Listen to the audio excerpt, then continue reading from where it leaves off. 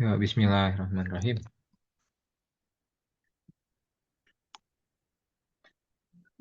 Bismillahirrahmanirrahim. Assalamualaikum warahmatullahi wabarakatuh. Waalaikumsalam Waalaikumsalam warahmatullahi warahmatullahi wabarakatuh. wabarakatuh. Selamat malam semuanya. Bagaimana kabarnya? Mudah-mudahan Alhamdulillah baik. baik-baik saja.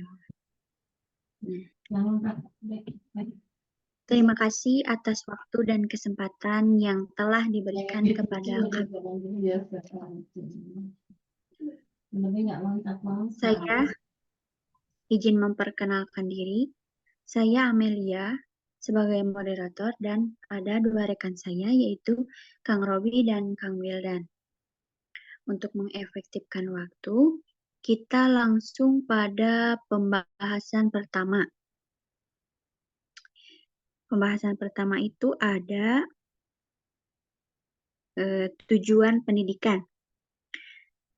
Tujuan dari sebuah pendidikan itu yaitu untuk mendewasakan. Kedewasaan ini telah tercapai apabila seseorang itu telah atau mampu berbuat sesuai dengan norma yang berlaku di dalam masyarakat. Sehingga pendidikan tersebut sangatlah penting dan tidak bisa dipisahkan dengan kehidupan kita. Baik dalam hubungan berlembaga, bernegara, apa ini teh? Devin Geld pada 1980 yang mengemukakan ada beberapa jenis pendidikan, yaitu ada tujuan umum, ada tujuan kasus, tujuan insidental, maaf ini tulisannya itu kurang terlihat karena saya pakai HP. Di sini selanjutnya ada tujuan sementara, ada tujuan intermedier, yang terakhir itu ada tujuan terlengkap. Yang pertama di sini itu ada tujuan umum. Tujuan umum itu tujuan akhir yang akan dicapai oleh seseorang untuk melalui sebuah pendidikan. Tujuan pendidikan ini telah dikemukakan di atas bahwa telah dikemukakan tadi bahwa kedewasaan itu merupakan tujuan dari sebuah pendidikan. Oleh karena itu, kegiatan pendidikan harus tertuju pada kedewasaan agar tujuan umum pendidikan tersebut dapat tercapai. Misalnya itu seperti seorang ibu yang menyuruh anaknya untuk membereskan mainan sehabis dia bermain. Secara tidak langsung, seorang anak itu telah diajarkan sebuah tanggung jawab, dan dari tanggung jawab tersebut akan membentuk sebuah kedewasaan pada diri seorang anak itu. Nah, untuk yang kedua itu ada tujuan khusus. Nah, dalam tujuan khusus ini ada sebuah pengkhususan dari tujuan umum. Seperti yang telah disebutkan bahwa tujuan umum pendidikan itu untuk kedewasaan. Tapi tentu saja kedewasaan di sini masih sangatlah umum. Karena kedewasaan ini tentunya memiliki ciri-ciri tersendiri itu. Misalnya dalam membentuk sebuah kedewasaan, anak laki-laki dengan anak perempuan tentu akan berbeda. Dalam cara membimbingnya juga berbeda. Yang ketiga di sini ada tujuan insidental. Nah, tujuan insidental ini menyangkut peristiwa. Misalnya, ada orang tua yang melarang anaknya itu untuk mandi pada malam hari. Alasannya itu karena si anak bisa masuk angin gitu. Nah, untuk yang keempat ada tujuan sementara. Tujuan sementara ini terdapat dalam langkah-langkah untuk mencapai tujuan umum. Misalnya itu saat seorang anak yang diajarkan untuk dapat berjalan, ia harus eh, mengalami beberapa tahapan tentunya ya. Tahapannya itu dari mulai merangkak terlebih dahulu, harus belajar berdiri terlebih dahulu, berjalan terpatah-patah terlebih dahulu sampai akhirnya dia itu bisa berjalan dengan lancar gitu. Inilah yang disebut dengan tujuan sementara. Nah, untuk yang kelima ini ada tujuan tak lengkap. Tujuan tak lengkap ini hanya membahas tentang salah satu aspek pendidikan saja. Misalnya, saat kita sedang belajar ilmu pengetahuan sosial, tentu saja dalam pembelajaran itu tidak membahas tentang hitung atau ini, tapi kita pastinya itu membahas tentang ilmu pengetahuan sosial gitu. Untuk pembahasan yang keenam itu ada tujuan intermedier. Tujuan intermedier ini merupakan alat untuk mencapai tujuan lain, khususnya itu pada tujuan sementara. Misalnya, seseorang yang bersekolah memiliki tujuan untuk lulus. Namun pada saat dia naik kelas, dari kelas 1 ke kelas 2 dan dari kelas 2 ke kelas 3 itu merupakan tujuan intermedier. Nah, untuk pembahasan selanjutnya itu akan disampaikan oleh rekan saya yaitu Kang Robi. Kang Robi dipersilahkan.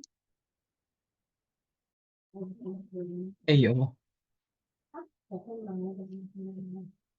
Oke, terima kasih Teh Amel. Saya akan melanjutkan pembahasan pada materi malam ini, yaitu batasan pendidikan. Pendidikan sebagai sesuatu yang sangat diperlukan dalam kehidupan tentu tidak akan berjalan tanpa adanya batas-batas dalam pendidikan itu sendiri. Adanya batasan ini tentunya sangat penting dalam suatu pendidikan, karena tanpa adanya batasan, ini juga akan semakin kita tidak akan tahu sejauh mana kita bisa mendidik anak didik kita. Batasan ini juga akan semakin memperkecil kekeliruan atau kesalahan dalam melakukan pendidikan. Setelah adanya batasan, sebelum melakukan proses pendidikan, seorang pendidik atau guru ya harus mengetahui potensi yang dimiliki oleh anak didiknya tersebut. Nah, dalam hal ini kita harus mengetahui keunggulan atau kemampuan anak didik yang kita didik seperti itu. Dalam hal ini juga terdapat 6 pandangan mengenai batas-batas pendidikan. Yang pertama itu ada pendidik atau guru. Guru di sini adalah sebagai pengganti orang tua dalam pendidikan formal atau di sekolah. Dalam hal ini, guru itu memberikan pendidikan atau ilmu-ilmu yang belum dapat diberikan oleh orang tua. Karena pada dasarnya guru ini adalah orang dewasa yang bertanggung jawab membimbing seseorang atau anak yang untuk mencapai kedewasaannya itu tadi. Pendidik ini juga adalah orang tua yang sebagai orang tua kedua, karena perannya menggantikan orang tua saat di sekolah. Tapi dalam hal ini, guru juga memiliki batasan, karena pada dasarnya guru tidak dapat menggantikan peran orang tua yang semestinya. Baik bagaimanapun kedekatan murid dengan pendidik atau dengan guru, tetap saja peran orang tua adalah mutlak tidak bisa digantikan oleh seorang guru. Seperti itu. Lalu ada yang kedua itu aspek pribadi anak didik. Persoalan selanjutnya yaitu aspek kepribadian anak didik yang berhubungan dengan batas pendidikan adalah anak didik itu sendiri. Berhasil atau tidaknya suatu pendidikan tergantung dari seberapa jauh anak didik itu mampu menerima pendidikan yang diberikan oleh pendidik. Jadi murid itu bagaimana murid bisa menerima atau menangkap ilmu-ilmu yang disampaikan oleh guru. Disitulah batasan dari aspek pribadi anak didik. Dalam hal ini juga guru harus mengetahui dan bisa memahami anak didiknya tersebut untuk bisa agar anak didik ini mampu memahami pendidikan atau ilmu yang telah diberikan oleh guru. Abu Ahmad dalam Sadullah 2010 ayat 86 atau halaman 86 itu berkata, individu ialah orang yang tidak tergantung orang lain dalam arti benar-benar seorang pribadi yang menentukan diri sendiri dan tidak dipaksa dari luar. Jadi mempunyai sifat-sifat dan keinginan sendiri. Jadi individu ini tidak bisa dipaksakan. Kalau semisal murid ini tidak pandai dalam matematika, lalu guru ini memaksakan anak murid ini untuk bisa memahami matematika, padahal keunggulan dia itu ada di pelajaran bahasa Inggris, semisal seperti itu. Jadi guru itu tidak bisa memaksakan anak didik untuk bisa memahami segala sesuatunya. Maka dari itu, di situ anak didik harus bisa memahami apa yang dia ini dan guru juga bisa memahami anak didik.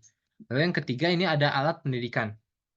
Dalam alat pendidikan ini adalah suatu tindakan yang dilakukan untuk mencapai tujuan pendidikan yang ada. Alat pendidikan ini digunakan untuk mendidik anak secara pedagogis. Misalnya saja seorang ibu yang menyuruh anaknya untuk membereskan tempat tidurnya. Ini bertujuan agar anak dapat bertanggung jawab atas apa yang dirinya sendiri. Dan ini adalah cara orang tua untuk mendidik anaknya. Kemudian di bawah ini, Lafayette ini mengelompokkan 5 jenis pendidikan. Yang pertama itu ada perlindungan. Perlindungan ini berapa? Pertama, melakukan pendidikan sebagai pendidik tentu saja kita harus mampu memberikan perlindungan pada anak. Dalam hal ini, perlindungan ini adalah bukan hanya fisik saja atau jasmani, tapi juga psikisnya atau juga rohani. Kita harus bisa melindungi bagaimana kesehatan fisik murid kita, kesehatan mental murid kita agar dapat terus mengikuti pendidikan yang ada. Lalu selanjutnya ini ada kesepahaman. Kesepahaman ini adalah bagaimana murid dapat memahami guru dan juga bagaimana guru dapat memahami murid sehingga terjadilah yang namanya murid merasa nyaman dan mengerti dengan gurunya. Seperti contohnya, guru berperilaku hal positif yang mana pada akhirnya akan diikuti atau diimitasi oleh muridnya tersebut. Lalu ada kesamaan arah dalam pikiran dan perbuatan. Dalam hal ini tuh guru memberikan kepercayaan kepada murid bahwasannya murid dapat menyelesaikan tanggung jawab atau tugas-tugas yang telah diberikan oleh guru tersebut. Seperti itu. Lalu ada perasaan bersatu. Perasaan bersatu ini akan timbul karena interaksi yang berlangsung antara murid dan guru yang berlangsung kontinu gitu ya. Secara terus-menerus. Ya seperti guru mengajar di kelas seperti itu. Lalu ada pendidikan karena kepentingan diri sendiri. Nah, pendidikan karena kepentingan diri sendirinya adalah murid memilih apa yang dia inginkan. Lalu dia bisa mengambil pendidikan itu baik secara formal ataupun dapat secara informal atau melakukan dalam kursus-kursus yang dia inginkan. Lalu ada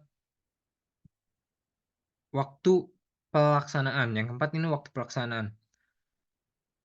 Pada saat anak usia dini, hubungan anak dengan pendidik belum disebut sebagai kegiatan pendidikan, melainkan itu baru dalam proses atau taraf pembiasaan. Nah, perbedaan pendidikan pendahuluan dengan pendidikan sebenarnya adalah ketika terjadi hubungan wibawa antara pendidik dan anak didik. Jadi pendidikan yang sebenarnya baru merupakan kebiasaan melainkan terjadi ketika hubungan wibawa itu ada. Lalu yang kelima ada aspek tujuan.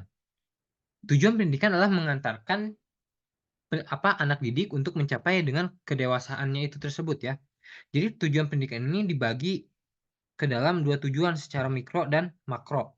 Tujuan pendidikan secara mikro adalah untuk menjadikan anak didik menjadi dewasa, sedangkan yang secara makro atau yang luasnya itu menyiapkan manusia supaya lebih bermanfaat bagi kehidupan bangsa dan negara dan di lingkungan masyarakatnya tentunya. Lalu yang keenam ini ada aspek lingkungan. Aspek lingkungan ini ada beragam. Ada aspek lingkungan alam fisik, ada budaya, ada lingkungan sosial, dan juga spiritual. Kalau alam fisik ini kita tumbuh bagaimana kita bersikap pada tumbuhan, hewan, seperti itu. Lalu seperti budaya, kita menghargai kemajuan teknologi, tapi juga tidak melepas dengan budaya-budaya yang telah ada, budaya tradisional dan juga budaya masyarakat yang ada. Lalu lingkungan sosial, yaitu mendidik kita untuk bisa berinteraksi di masyarakat luas, dapat menjalin komunikasi dengan baik dengan masyarakat sekitar dan juga dapat berguna bagi masyarakat yang kita sedang dalam lingkungan itu.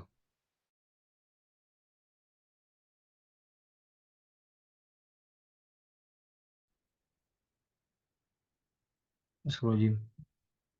Oke, lanjut. Mana keharusan? Oke, lanjut. Ini ada kemungkinan keharusan pendidikan.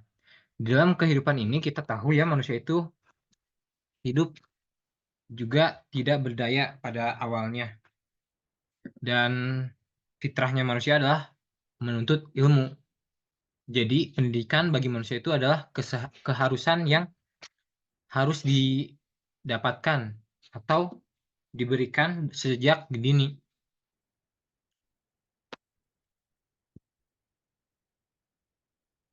Dalam hal itu, agar manusia bisa mendidik dirinya, manusia perlu diarahkan agar menjadi manusia yang ideal atau manusia yang seutuhnya, yang baik dalam hidup bermasyarakat, mematuhi nilai, norma, juga kebudayaan di masyarakat, dan agar bisa mendidik dirinya untuk mencapai tujuan kehidupan, maka manusia harus mengalami pendidikan agar hidupnya lebih terarah. Menurut Dewey, Abdurrahman 2009-13, salah seorang tokoh aliran filsafat pragmatisme atau instrumentalisme, dalam bukunya mengungkapkan bahwa penekanan pada pentingnya pendidikan karena berdasarkan tiga pokok pemikiran, yaitu satu, pendidikan merupakan kebutuhan untuk hidup. Dua, pendidikan sebagai pertumbuhan, dan yang ketiga, pendidikan sebagai fungsi sosial. Jadi pendidikan merupakan kebutuhan untuk hidup adalah agar kita bisa mengetahui hal-hal baru dan menambah ilmu agar tidak tersesat di dalam menjalani kehidupan di dunia. Lalu pendidikan sebagai pertumbuhan itu kita hidup atau hidup di dunia ini selalu bertambah usia dan terus berkembang. Apabila kita tidak memiliki pendidikan, maka kita akan tertinggal oleh manusia yang lain. Lalu yang terakhir adalah pendidikan sebagai fungsi sosial. Pendidikan juga mendidik kita sebagai untuk menjadi makhluk sosial yang bisa bermasyarakat di kalangan lingkungan seperti itu. Selanjutnya saya kembalikan kepada moderator. Terima kasih. Baik, terima kasih Kang Robi untuk pemaparan materinya. Untuk materi selanjutnya akan disampaikan oleh rekan saya, Kang Wildan. Dipersilakan. Baik, terima kasih Teh Amel. Selanjutnya Kang, slide-nya.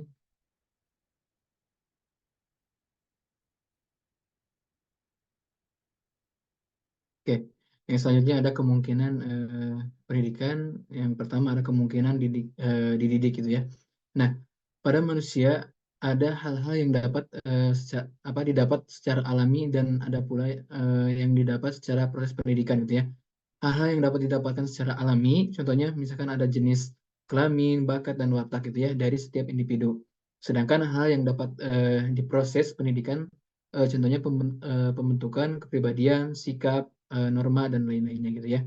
Nah, setiap manusia itu sendiri bersifat unik gitu ya. Kemungkinan dididik itu tercapai apabila tidak dapat dikembangkan uh, kehidupan rohaninya, khususnya kehidupan moralnya gitu ya.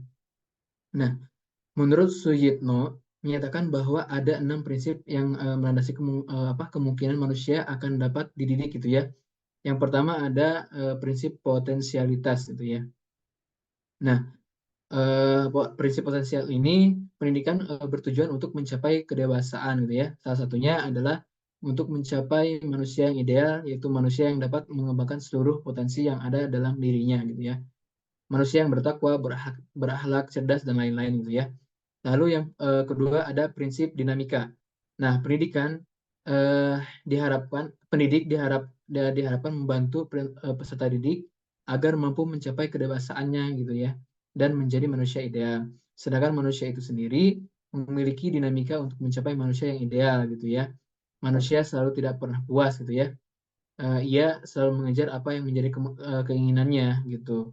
Nah, ia selalu berusaha untuk menjadi manusia yang ideal, baik secara keimanan pada Tuhannya maupun antara sesama manusia gitu ya. Karena itu, dinamika manusia menjadikan bahwa manusia dapat dididik gitu ya. Nah, lalu ada yang ketiga, ada prinsip individualitas gitu ya. Pendidikan merupakan upaya membantu peserta didik agar mampu menjadi dirinya sendiri gitu ya. Nah, di samping itu, peserta didik adalah seorang individu yang memiliki karakter yang bebas dan aktif berupaya untuk menjadi diri sendiri gitu ya. Oleh karena itu, individualitas ini menjadikan bahwa manusia akan dapat dididik. Yang keempat ada prinsip sosialitas. Pendidikan berlangsung dalam interaksi antara pendidik dan peserta didik gitu ya. Melalui interaksi tersebut, pengaruh pendidikan disampaikan pendidikan dan diterima peserta didik gitu ya. Hakikatnya manusia adalah makhluk sosial. Mereka hidup bersama dalam bermasyarakat gitu ya. Lalu yang kelima ada prinsip moralitas. Pendidikan dilaksanakan berdasarkan sistem norma-norma gitu ya, atau nilai-nilai yang memang berlaku di masyarakat gitu ya.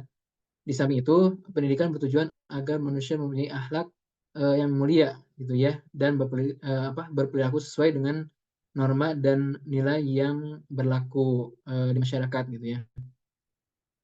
Nah, manusia itu sendiri mampu membedakan mana yang baik dan yang mana yang buruk gitu ya. Oleh karena sebab itu, dimensi moralitas menjadikan bahwa manusia akan dapat dididik juga gitu ya. Lalu ada yang terakhir ada prinsip keberagaman atau religiositas gitu ya. Nah, umat beragama selalu meyakini bahwa semua yang ada di alam semesta ini adalah diciptakan oleh Tuhan Yang Maha Esa gitu ya. Agama yang diyakini seseorang akan menjadi suatu acuan berpikir dan berbuat yang sesuai dengan hukum-hukum agama gitu. Dan ini menuntun mengembangkan seluruh proses kehidupan manusia dan aspek sosial serta moral dalam kehidupan di masyarakatnya gitu ya. Atas dasar tersebut, jelas kiranya bahwa manusia akan dapat dididik gitu ya. Oke, lanjut Kang. Oke, di sini ada kesimpulan. Kesimpulannya, pendidikan memiliki tujuan yang umum, yaitu untuk mencapai kedewasaan. Selain itu, ada tujuan khusus seperti mencapai kemenangan atau tujuan individu gitu ya.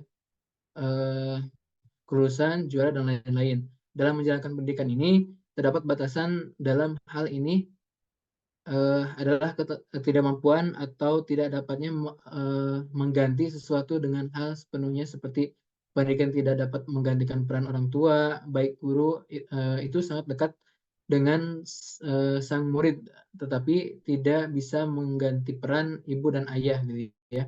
Lalu kemungkinan pendidikan ini berupa hal yang dapat diberikan pada anak didik berupa pemahaman untuk mendewasakan seperti mentaati aturan, cara bersikap, dan ada 6 prinsip yang tadi udah dibacakan.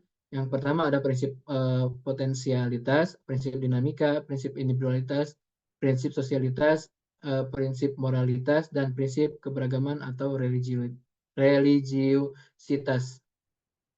Mungkin itu yang bisa saya paparkan. Selanjutnya kembalikan ke moderator. Baik, saya ucapkan terima kasih untuk rekan-rekan saya karena sudah menyampaikan materi. Terima kasih juga untuk semuanya yang bersedia mendengar dan menyimak penyampaian materi dari kelompok kami.